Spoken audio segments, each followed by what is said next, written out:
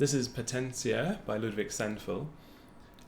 The first thing that I want to look at in this piece, which is quite an obscure piece, I really, really like it, but in bar 6 to 7, we've got one of these cadences, I guess. It's a sort of pause point, or one of the few moments in the piece where there's a taking of time.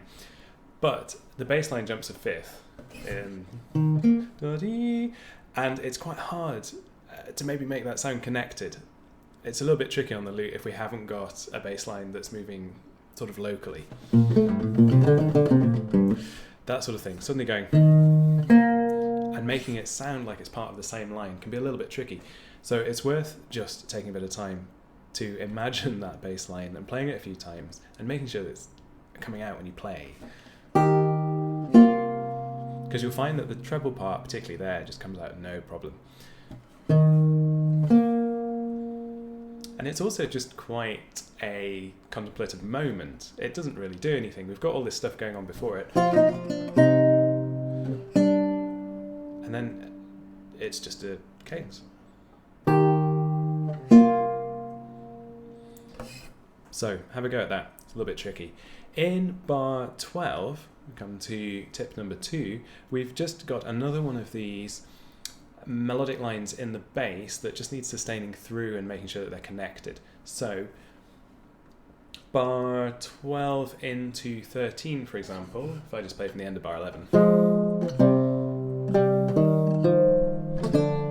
we want to be able to hear that clash, but we also want to hear the bass line going eventually. So make sure that you bring those out and hold on to those lines. Draw the lines over in pencil or pen if you fancy, if you want something to show that sustaining. Tip number 3 is bar 25. We've got a fairly static treble melodic voice, but